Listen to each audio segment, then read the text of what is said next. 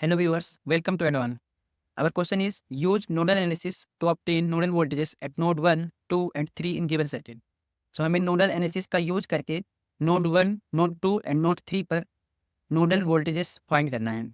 सो nodal analysis क्या होता है? नोडल एनालिसिस में हम केवल सर्किट में जितने भी नोड्स प्रेजेंट होते हैं वहाँ पर हम केसीएल का यूज करते हैं और नोड वोल्टेजेस फाइंड करते हैं. सो केसीएल क्या होता है? केसीएल होता है कि किसी भी नोड पर, मान लीजिए ये एक नोड है, यहाँ पर जितनी भी एंट्रिंग करंट होती है वो इक्वल होती है टोटल आउटगोइंग करंट की. सो एंट्रिंग करंट क्या है? I1. तो ये इक्वल होगी I2 प्लस I3 की. So this is KCL, Kirchhoff's current law. इसी का उपयोग करेंगे हम अपने नोड 2 एंड नोड 3 पर. नोड 1 पर हमें यहाँ पर डायरेक्ट दिख रहा है कि यहाँ पर 120 वोल्ट होगा, 120 वोल्ट होगा. सो V1 तो हम पहले ही V1 सीधा V1 is equal to 120 volt होगा. उसके बाद हम केसीएल लगाएंगे नोड 2 एंड नोड 3 पर. तो यहाँ पर हमें V2 मान लेते हैं, यहाँ नोड 3 पे हम V3 मान लेते हैं. उसके बाद हम यहाँ पर केसीएल लगाएंगे. So at node 2 using KCL at node 2. यहाँ पर KCL लगाएंगे. सो V2 माइनस इस ब्रांच में करंट कितनी आउटगोइंग होगी? यहाँ पर हम सारे आउटगोइंग करंट्स का सम 0 लेंगे. So outgoing current V2 minus 120 divide by total resistance is 20 ohm. So ये हो जाएगी करंट इस ब्रांच में. उसके बाद प्लस इस ब्रांच में वोल्टेज डिफरेंस कितना है? V2 माइनस 0 पर 0, base voltage is 0. V2 minus 0 is V2 divide by 30 ohm plus V2 minus V3 divide by 10 ohm. 10 ohm is equals to 0.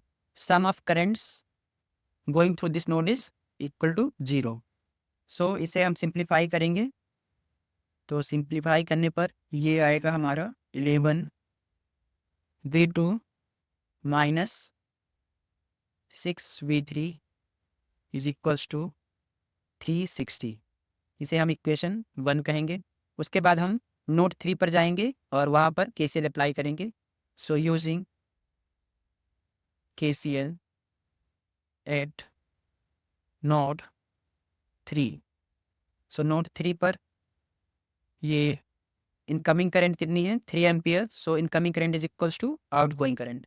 So 3 ampere is equals to outgoing current इस branch पर कितनी होगी? V3 minus V2 voltage difference, V3 minus V2 divide by resistance is 10 ohm plus इस branch में V3 minus 0. So V3 minus 0 is V3 divide bye register is 40 Om.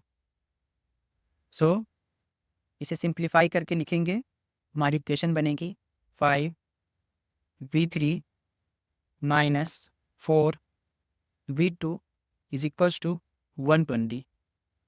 This is our equation 2. Now हम इन दोनों equations को solve कर लेंगे. हमारे पास दो वेरिएबल्स हैं V2 and V3 and 2 equations हैं जिसे हम सॉल्व करके इक्वेशन V2 और V3 फाइंड कर सकते हैं. सो यूजिंग इक्वेशन 1 एंड 2 एक साथ लिख लेंगे इन्हें. 11 V2 minus 6 V3 is equals to 360 and second equation is 5 V3 minus 4 V2 is equals to 120. So now इन दोनों इक्वेशंस को हम सॉल्व करेंगे.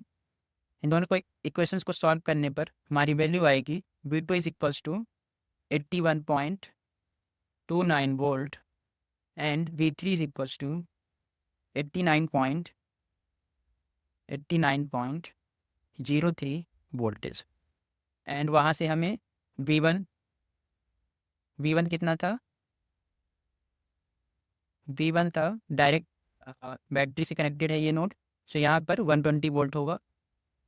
सो ये हमारा 120 वो. सो तीनों नोड्स पर हम वोल्टेज फाइंड कर चुके हैं. सो कभी भी हमें नोडल एनालिसिस आता है तो हम सबसे पहले देखेंगे कितने नोड्स हैं और उन नोड्स पर हम वोल्टेज अगर हमें नहीं पता है, जैसे इस नोड पे हमें पहले से वोल्टेज मालूम था, तो यहाँ पर केसीएल का यूज नहीं करेंगे। और जितने भी नोड्स होंगे वहाँ पर हम केसीएल लगाएंगे, तो जितनी भी इक्वेशंस बनेंगी, जितने नोड्स होंगे उतनी इक्वेशंस बनेंगी। यहाँ पर हमने 2 नोड्स पर केसीएल लगाया था, तो हमारी 2 इक्वेशंस आई थी, उन्हें हमने सॉल्व किया तो वोल्टेज की वैल्यू आ गई। So thank you.